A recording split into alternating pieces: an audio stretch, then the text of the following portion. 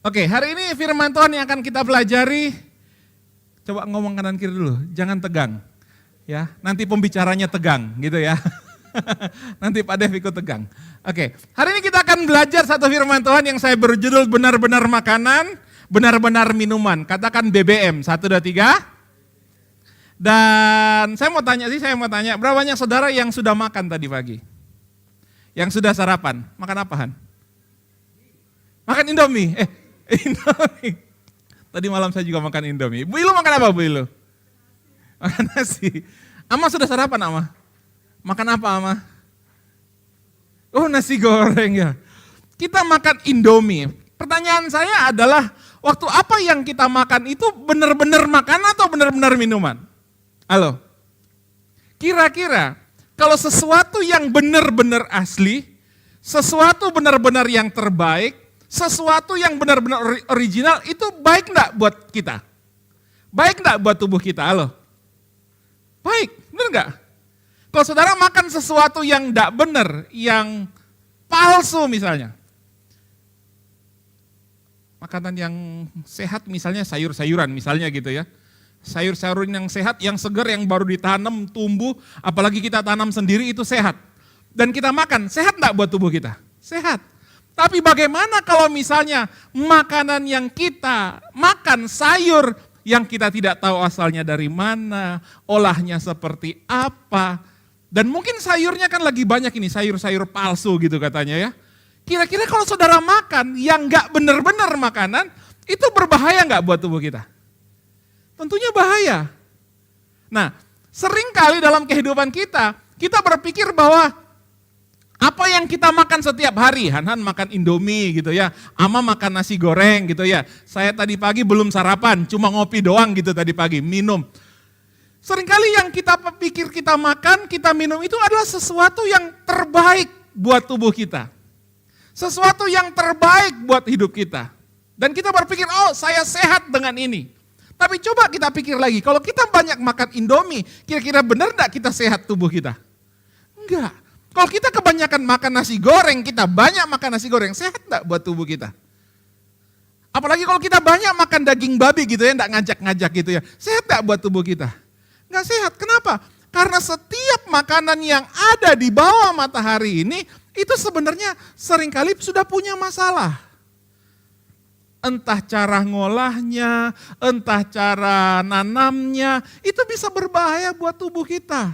Dan itu belum tentu makanan yang menyehatkan. Itu sebabnya saya mau beritahu, itu sebabnya betapa pentingnya kita berdoa sebelum makan. Setuju, katakan amin. Ya supaya apa? Supaya apa yang kita makan itu memberi kesehatan bagi tubuh kita. Tetapi yang saya mau kita pahami, yang saya mau kita pelajari pada hari ini adalah di luar itu Tuhan mau kita mengerti ada yang benar-benar makanan, ada yang benar-benar minuman. Itu yang terbaik dalam kehidupan kita dan perlu kita konsumsi, perlu kita makan, perlu kita terima setiap hari di dalam kehidupan kita. Sebelum saya sampai di sana saya teringat, beberapa waktu lalu istri saya malam-malam itu beli penyetan di daerah Kerapas Kerampung sana. Beli penyetan tetapi nasinya habis. Kemudian mampirlah ke warung sebelahnya. Warung sebelahnya itu jual soto Bapak Ibu Saudara. Dia jual soto, dia punya nasi putih. Dan istri saya mau beli nasi putihnya. Saudara tahu apa yang penjualnya bilang? Ini gak bisa dimakan pakai penyetan. Kenapa? Karena ternyata nasi itu sudah basi. Cuma bisa makan pakai soto. Karena kalau dimakan pakai soto itu basinya gak kerasa. Ayo, ini permainan orang dagang ini saudara ya. Saya juga baru tahu, istri saya sampai nyium nasinya. Oh iya beneran bau. Halo, kemarin saya beli gorengan. Biasanya saya beberapa waktu yang lalu saya beli ayam goreng gitu ya. Biasanya waktu saya lihat mereka goreng, oh itu bagus, oh minyaknya bagus dan lain sebagainya. Tetapi ketika saya masuk di dapurnya, ternyata dapurnya penuh tikus, penuh ini, jorok. Pertanyaan saya, kalau kita makan itu benar-benar menyehatkan enggak buat tubuh kita? Kan enggak. Apa yang saya mau coba sampaikan adalah begini, bahaya di sekitar kita, makanan yang kita makan yang menurut kita baik, menurut kita sehat, itu belum tentu yang terbaik buat kita. Setuju, katakan amin. Ya meskipun setahu saya saudara doyan babi kecap gitu ya. Saudara suka namanya babi kecap, saudara suka yang babi rica, saudara suka siobak sioke gitu ya. Tetapi saya mau beritahu, itu bukan makanan terbaik buat tubuh kita. Karena kenapa? Karena firman Tuhan juga sudah menyediakan, memberikan kita makanan yang terbaik benar-benar untuk kesehatan kita. Tolong slide berikutnya, saya akan mulai dengan ayat ini. Dikatakan begini, tetapi sesungguhnya, Yesaya 53 ayat 4 dan 5. Tetapi sesungguhnya penyakit kita lah yang ditanggungnya dan kesengsaraan kita yang dipikulnya. Alkitab berkata penyakit kita ditanggung Yesus. Penderitaan kita ditanggung Yesus. Kata kesengsara di sana artinya penderitaan. Saudara, penyakit ditanggung Yesus, penderitaan, kesengsaraan kita ditanggung sama Yesus. Kita mengira dia kena tulah, dipukul, ditindas Allah, tetapi ia tertikam karena pemberontakan kita, dia dirumuhkan karena kejahatan kita, ganjaran yang mendatangkan keselamatan bagi kita ditimpakan kepada Yesus, dan oleh bilur-bilurnya kita menjadi sembuh. Ada penyakit, ada penderitaan, ada ketakutan, ada bahaya, ada pestisida, ada makanan yang bisa membuat kita sakit, ada makanan yang mungkin kita tidak tahu kita makan, yang ada bakteri, ada kuman, ada virus, itu berbahaya buat kehidupan kita. Ada penderitaan.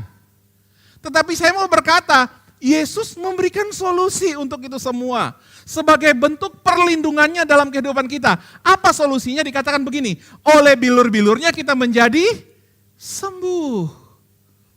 Karena kita menerima tubuh Tuhan Yesus, kita menerima tubuh Tuhan Yesus yang Alkitab katakan benar-benar makanan di Yohanes pasal yang ke-6, itu ternyata melindungi kita dari sakit, dari penderitaan. Dokter bisa ngobatin sakit kita. Tetapi apakah menjamin sembuh? Kan tidak.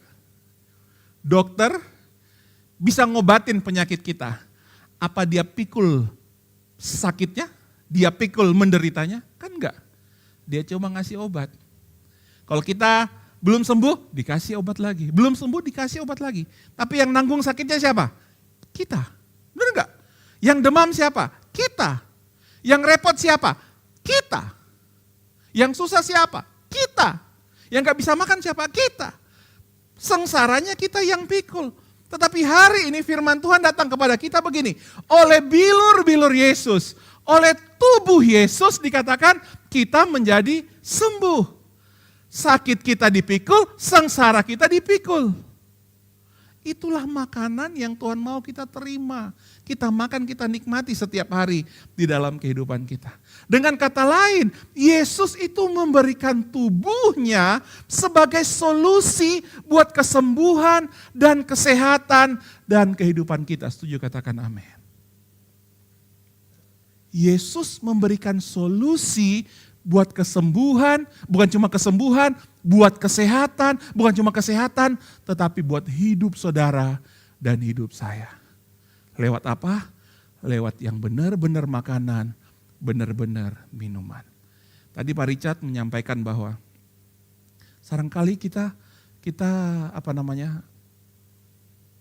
benar-benar kita kurang untuk percaya gitu ya maksudnya. Karena kita tidak bisa bergantung sama Tuhan karena Tuhan itu tidak kelihatan. Benar, kita nggak bisa lihat Tuhan, setuju. Kita nggak bisa lihat Tuhan. Sehingga untuk benar-benar percaya itu sukar sekali, benar. Itu sebabnya kita disebut orang-orang beriman. Kenapa? Karena iman kita mau bergantung sama Tuhan. Tetapi jangan lupa, Yesus bukan cuma tidak kelihatan. Tetapi Yesus memberikan tubuhnya, memberikan darahnya. Yesus berkata, inilah tubuhku, inilah darahku. Tubuh dan darah jika menjadi satu itu bicara tentang apa? Kehidupan. Waktu kita menerima persekutuan dengan tubuh dan darah Yesus, menerima yang benar-benar makanan, benar-benar minuman, kita berkata, kita sedang melakukan apa? Kita menerima kehidupan Kristus di dalam kehidupan kita. Dan itu kelihatan. Masalahnya kita mengabaikan. Kita menganggap tidak penting. Yuk kita lihat ayatnya. Yohanes pasal yang ke-6 ayat 56, 57. Dikatakan sebab dagingku adalah benar-benar apa? Makanan. Dan darahku adalah benar-benar minuman. Jelas enggak ayat ini? Tubuh Yesus kelihatan atau enggak? Halo? Kelihatan. Lewat apa? Perjamuan kudus. Waktu Yesus angkat, Rasul Paulus berkata, inilah tubuhku, inilah darahku. Yesus berkata, inilah tubuhku, inilah darahku. Ku berikan kepada kamu. Supaya apa? Supaya kita tidak melihat Yesus secara iman saja, tapi kita bisa melihat Yesus secara jasmani lewat apa? Persekutuan dengan tubuh dan darah Yesus. Katakan perjamuan kudus 1, 2, 3. Amin. Firman Tuhan berkata, dagingku adalah benar-benar makanan dan darahku benar-benar minuman. Nah, barang siapa makan dagingku, minum darahku, dikatakan apa? Dia tinggal dalam aku di dalam dia. Waktu kita menerima tubuh dan darah Tuhan Yesus, makan yang benar-benar makanan, minum yang benar-benar minuman, yaitu melalui perjamuan kudus, firman Tuhan berkata, dia tinggal di dalam aku di dalam dia. Seandainya ini kita, dan saya Yesus, seandainya saya Yesus dan ini kita. Firman Tuhan berkata waktu kita menerima yang benar-benar makanan, yang menerima benar-benar minuman, firman Tuhan berkata dia tinggal di dalam Yesus. Seandainya ini kita dan di dalam Yesus. Di mana kita? Di mana kita? Dalam Yesus. Kelihatan enggak? Enggak terlihat sebenarnya. Kenapa? Karena kita di dalam perlindungannya Yesus. Ketika badai terjadi, krisis ekonomi global. Kita di mana? Di sini krisis ekonomi global. Kita ada di mana? Di dalam Yesus. Badai itu bisa menyerang kita enggak? Badai itu bisa menghancurkan kita enggak? Kenapa? Enggak bisa. Karena kita di dalam Yesus. Ketika pandemi terjadi, banyak virus, banyak kuman, banyak bakteri, banyak hal yang berbahaya buat kehidupan kita. Kita ada dalam Yesus. Bisa nyerang kita enggak? Berbahaya buat kita enggak? Enggak. Kenapa? Karena kita di dalam Yesus. Itu sebab saya berkata betapa pentingnya kita menerima yang benar-benar makanan, benar-benar minuman. Karena kita hidup dalam Dia. Bayangkan kalau kita keluar. Badai terjadi, kita kena. Krisis terjadi, kita kena.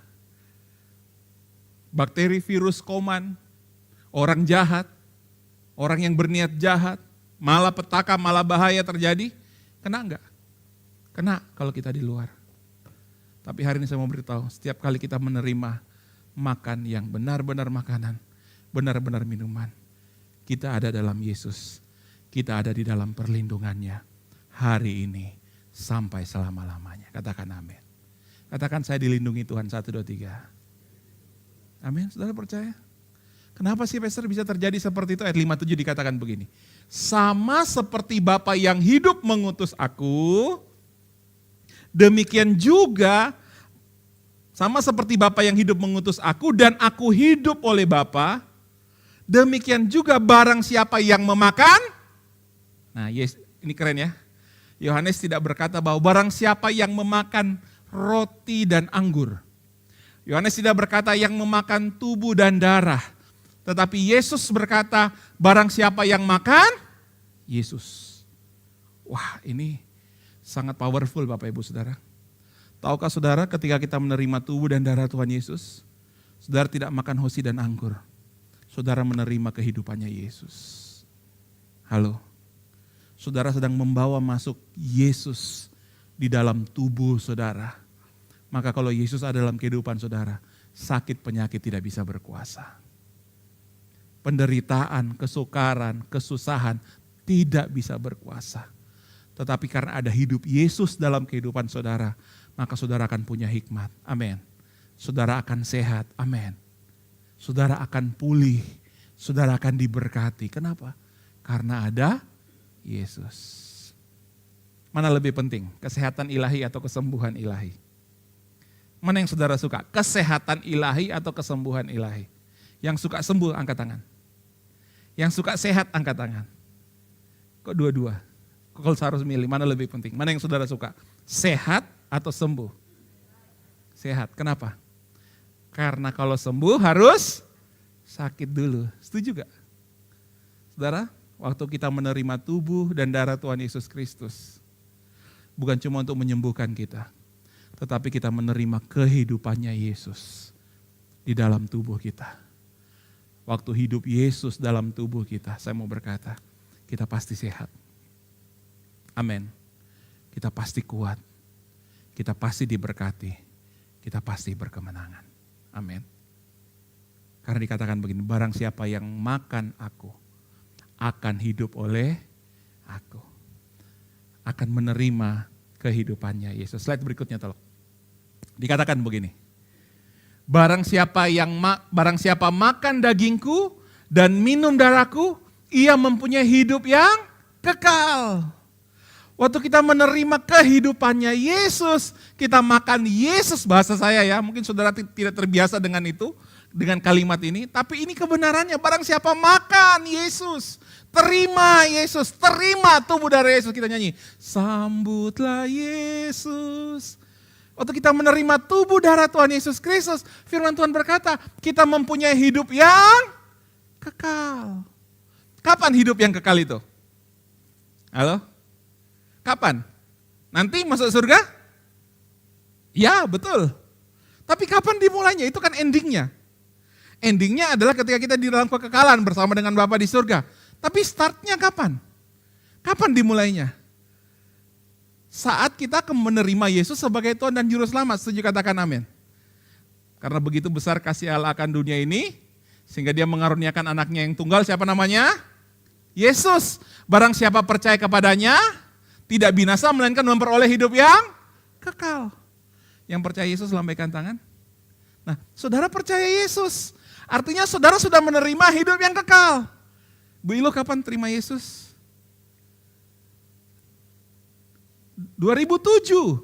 Saya terima Yesus, benar-benar terima Yesus itu tahun 99, saya SMP, saya lupa tahunnya berapa. Baru SMP, padahal saya dari keluarga Kristen. Tapi saya baru terima Yesus benar-benar baru di tahun ketika saya SMP.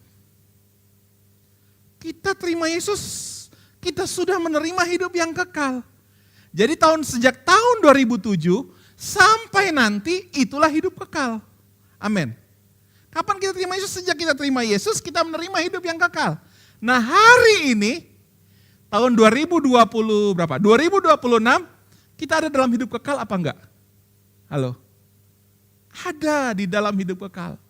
Apa yang saya maksud adalah begini, waktu kita menerima kehidupan Yesus, menerima persekutuan dengan tubuh dan darah Yesus, Tuhan mau benar-benar kita hidup di dalam hidup yang kekal itu. Di dalam hidupnya Yesus itu, katakan amin. Hidup yang Yesus, hidup yang tidak pernah sakit-sakitan. Hidup yang Yesus, hidup yang selalu punya hikmat, selalu punya solusi, selalu menang. Bukan berarti masalahnya enggak ada, bukan berarti tantangannya enggak ada. Masalah, tantangan, pergumulan selalu ada. Tetapi di mana ada Yesus, pasti ada kemenangan. Amin. Di mana ada Yesus, pasti ada jalan keluar. Di mana ada Yesus, pasti ada pertolongan. Pertanyaannya, Yesus di mana? Di dalam kita. Itu sebabnya dikatakan barang siapa, makan. Dan tidak cuma sampai di situ dikatakan, aku akan membangkitkannya pada akhir zaman. Ada kepastian, keselamatan di dalam Yesus. Kenapa? Karena kita menerima hidupnya Yesus. Bapak Ibu Saudara yang dikasihi Tuhan, tahukah Bapak Ibu Saudara bahwa hidup yang saudara jalani sekarang ini, itu bukan hidup saudara lagi. Halo, hidup yang kita jalani sebenarnya sekarang ini, itu adalah hidupnya Yesus. Tapi seringkali kita berpikir, oh ini hidupku, ini hidupku, ini hidupku, ini kondisiku, ini keadaanku. Kita tidak mau percaya bahwa hidupku bukannya aku lagi, tetapi Kristus yang hidup di dalam aku. Kalau kita selalu berpikir ini hidupku, ini hidupku, ini hidupku, ini punyaku, ini punyaku, ini punyaku, ini aku. Jadi ketika tantangan datang, kita nggak bisa lewati. Kenapa? Karena kita terbatas. Tapi beda kalau kita berkata, ini hidupnya Yesus. Ini miliknya Yesus, aku miliknya Yesus. Yesus tinggal dalam kehidupanku. Aku menerima kehidupannya Yesus. Waktu tantangan datang, saudara tahu, Yesus akan menghadapinya. Karena aku di dalam Dia. Sebabnya kita bisa berkata ada kuasa dalam kehidupan orang percaya. Katakan amin. Ya, slide berikutnya tolong. Dan inilah kesaksian itu. Bapa telah mengaruniakan kita hidup yang kekal kepada kita. Bapa telah mengaruniakan hidup yang kekal kepada kita. Dan hidup itu ada di dalam anaknya. Hidup itu ada di dalam Yesus. Barang siapa memiliki Yesus, memiliki apa? Hidup. Barang siapa tidak memiliki anak, tidak memiliki Yesus, dia tidak memiliki hidup. Kalau saudara benar-benar percaya, terima Yesus sebagai Tuhan dan Juru Selamat, lahir baru, saudara jangan lupa untuk percaya ini. Hidup Yesus ada di dalam hidup saudara.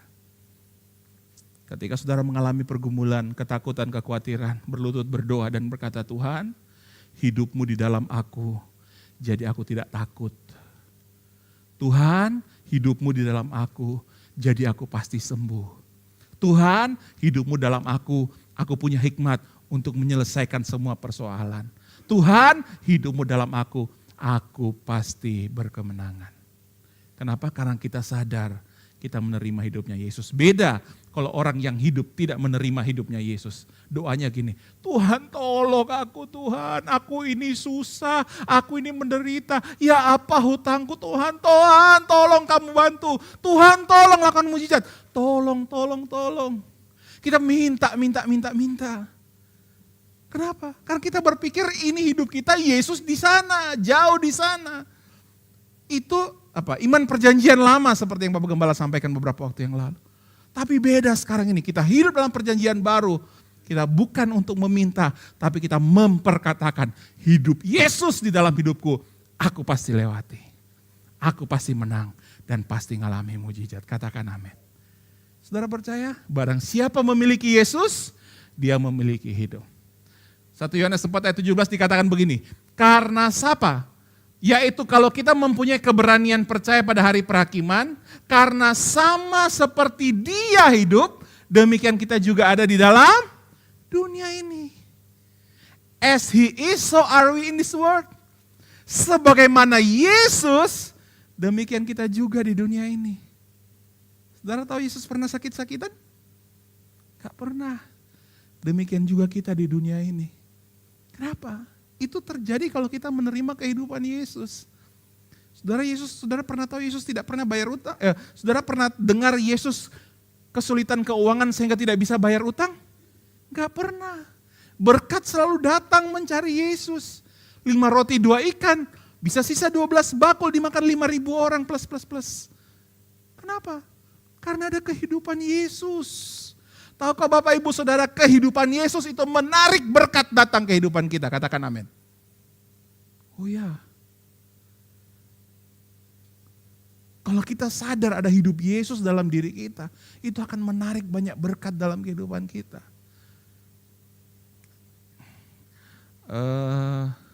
Beberapa awal tahun kemarin, anak saya Excel itu minta, Dedi, pokoknya Excel, kan dia lulus SD ya, pokoknya Excel mau sekolah di tempat cicinya sekolah Katolik. Dan saudara berawal dengan kesaksian dari saya bagaimana waktu itu Tuhan menolong anak saya Holly untuk bisa masuk di tempat dia sekolah sekarang, di sekolah Katolik itu. Dengan biaya yang sangat mahal, oleh karena kebaikan Tuhan, kemurahan Tuhan, bisa dapat diskon dan menjadi sangat murah. Nah, anak saya, Excel, juga pengen sekolah di tempat yang sama, Bapak Ibu Saudara.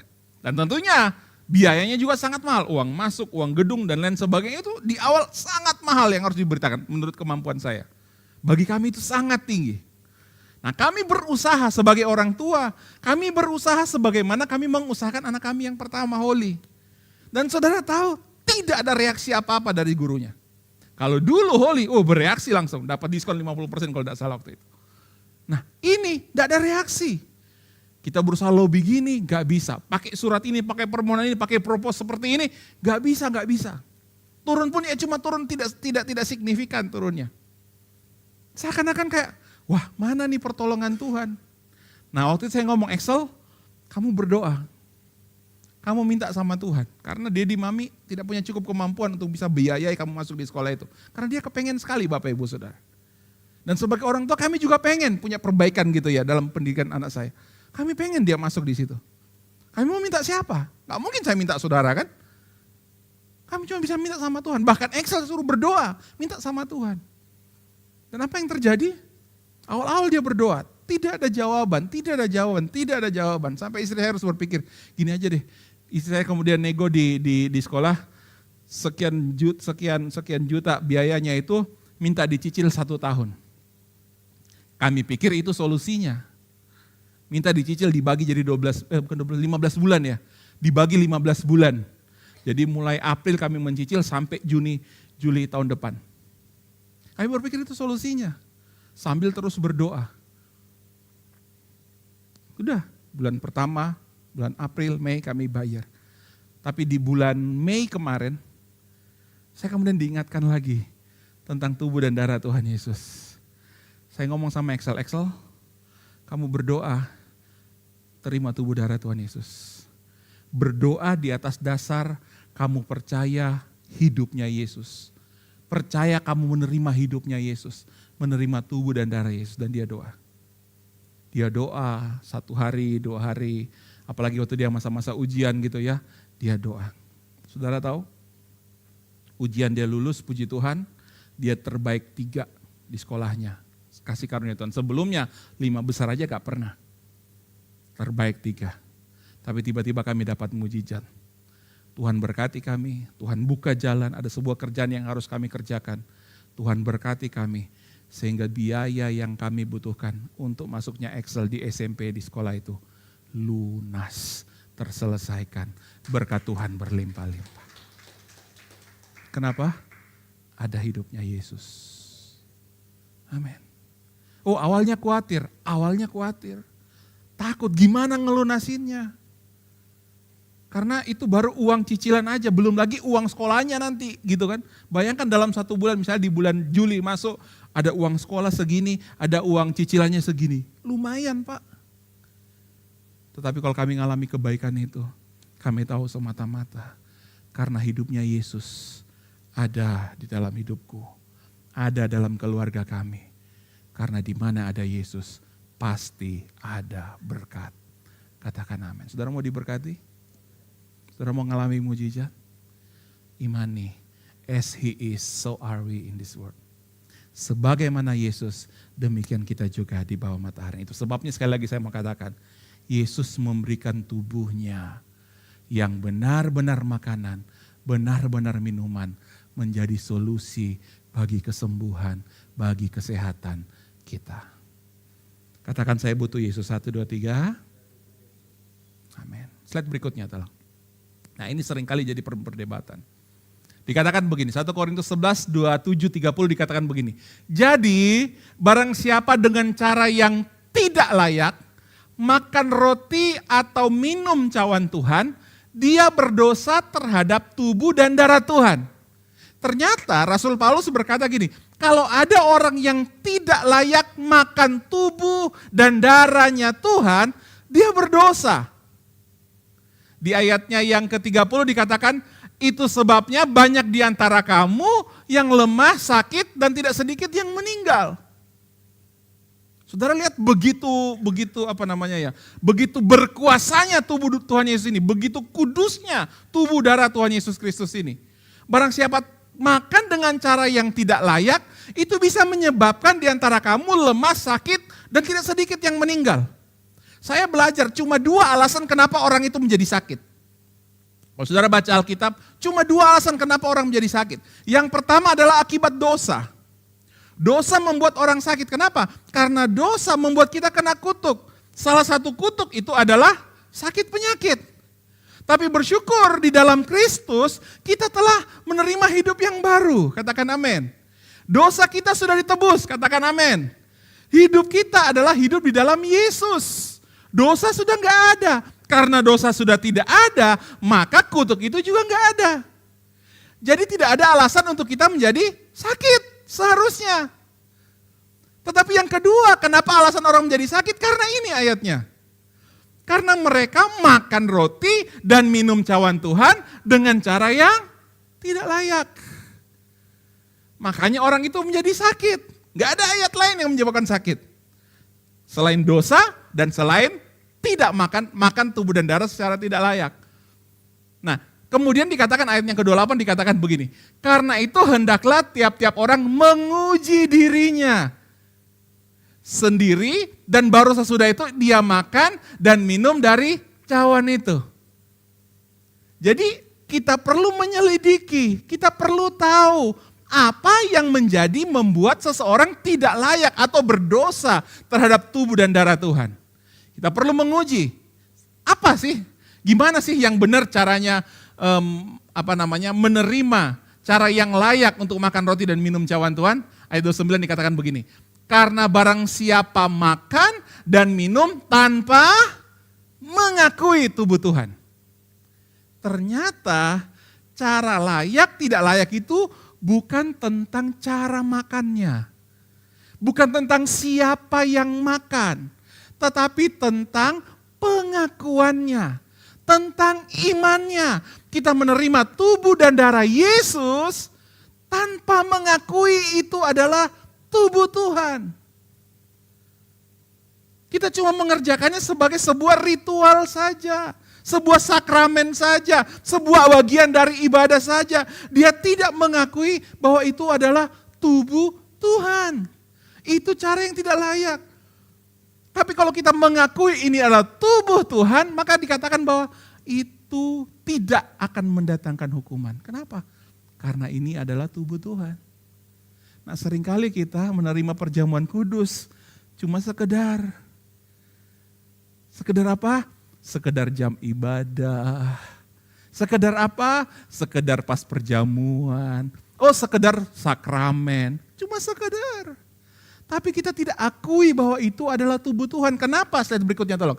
Kalau kita mengakui itu adalah tubuh Tuhan, maka yang terjadi kita akan menaruh nilai yang tinggi akan tubuh darah Tuhan Yesus Kristus.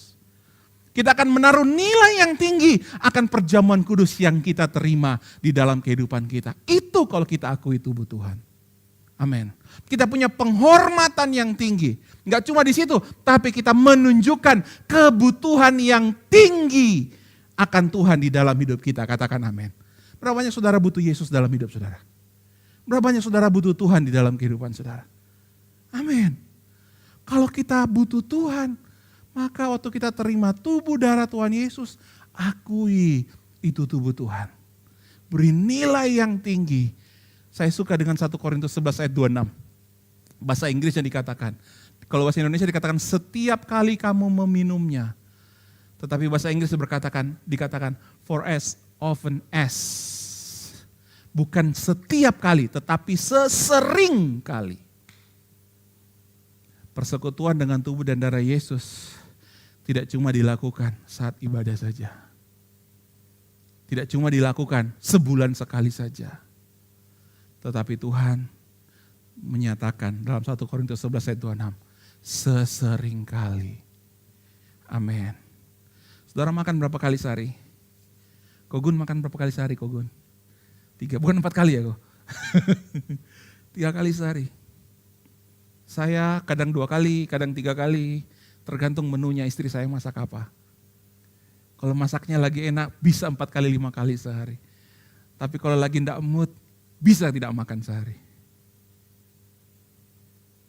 Halo, kalau kita makan yang begituan aja bisa banyak kali sehari. Mengapa yang benar-benar makanan, yang benar-benar minuman, tidak sering kita terima dalam hidup kita. Padahal kita tahu waktu kita makan tubuhnya, minum darahnya, itu benar-benar makanan. Kita makan tubuhnya, minum darahnya, kita terima kehidupannya. Kita terima kuasanya, kita terima hikmatnya, kita terima kesembuhannya. As often as, sesering kali kamu minum, kamu menerima kehidupan Yesus. Slide berikutnya. Itu sebabnya penting kita terus-menerus untuk melakukannya. Sama seperti Bapa, Yohanes 6 ayat 5-7. Sama seperti Bapa yang hidup mengutus Yesus dan aku hidup oleh Bapa, demikian juga barang siapa makan aku akan hidup oleh Yesus. Kita menerima hidupnya Yesus. Sehat, bahagia, panjang umur, awet muda, diberkati. Setuju, katakan amin. Saudara tahu kenapa Yesus harus mati di usia 33,5? Saudara pernah mikir enggak? Kenapa enggak usia 40 ya baru Tuhan Yesus mati ya? Kok 33,5? Itu kan usia masih muda-muda gitu ya, masih produktif gitu ya. Kok kata Pak Petrus usia 40 mata udah mulai rabun gitu ya. Saya tanya, Pak, ini mata saya kok kayak gini? Kamu usia berapa? 40. Oh iya, itu sudah memang gitu. Naturnya udah seperti itu. Tapi ke Yesus harus mati 33,5 di usia yang sehat-sehatnya. Saudara tahu kenapa? Supaya saudara dan saya dirancang untuk awet muda. Halo, Tuhan mau saudara sehat. Karena kematiannya memberikan kita kehidupan. Katakan amin. Dia mati di usia muda supaya saudara panjang umur, bahagia, diberkati Tuhan. Saudara perlu kehidupan Yesus, amin. Saudara perlu persekutu dengan tubuh dan darah Yesus. Bagaimana anak saudara? Mereka butuh enggak? Oh tapi mereka belum paham, Pastor. Mereka enggak tahu ini tubuh darah Yesus. Saudara bisa ajar enggak mereka untuk mereka menerima tubuh dan darah Yesus? Sama, saya dididik sejak kecil. Makan daging babi itu makanan yang paling enak. Sejak saya usia mungkin 1 tahun mulai makan bubur. Dicampur sama daging babi oleh mama saya. Enak ini, enak ini, enak ini. Sampai hari ini makan daging babi paling enak. Halo, benar gak? Kenapa kalau daging babi kita bisa percaya meskipun banyak kolesterolnya, kita bisa percaya enak, sehat buat tubuh. Tapi kalau tubuh dan darah Yesus kita tidak bisa doktrin anak kita untuk menerima tubuh darah Tuhan Yesus. Halo? Ini satu-satu hal yang Tuhan mau kita pahami. Satu kebenaran supaya apa? Supaya kita hidup jangan hidup seperti kita lagi. Kita menerima hidupnya Yesus. Karena kami rindu semua jemaat GBI Kingdom of God benar-benar hidup di dalam kerajaan Allah. Bukan cuma hidup dalam kerajaan Allah, tetapi menerima kehidupannya Yesus. Sehat, bahagia, panjang umur, awet muda, diberkati. Katakan itu saya. Amin. Saudara mau tepuk tangan yang meriah buat Tuhan Yesus. Slide terakhir. Ini resep yang Tuhan berikan. Saudara tahu kenapa manusia jatuh dalam dosa? Gara-gara makanan. Gara-gara makanan manusia jatuh, kehilangan kemuliaan Allah. Tapi Yesus memberikan solusi. Dia berikan makanan supaya saudara bisa hidup kekal. Dia berikan makanan supaya saudara bisa bahagia. Dia berikan makanan supaya saudara bisa diberkati. Dia berikan makanan supaya saudara bisa menerima kehidupannya Yesus. Ini resep dari surga. Kalau dokter kasih resep, saudara mau minum? Harus minum kan supaya sehat, benar gak? Karena kalau gak diminum, berbahaya. Kalau orang tua ngasih resep makanan buat anak harus ini makanan yang sehat, anak-anak harus makan gak? Makan. Sekarang Yesus ngasih resep buat saudara.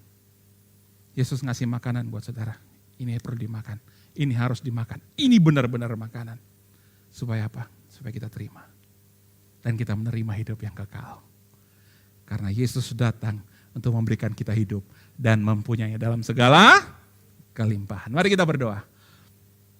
Bapak terima kasih buat firman-Mu, terima kasih buat kasih-Mu, terima kasih buat anugerah-Mu, terima kasih buat kebaikan-Mu dalam kehidupan kami. Sama seperti Yesus hidup, demikian juga kami hidup di dalam kehidupan ini.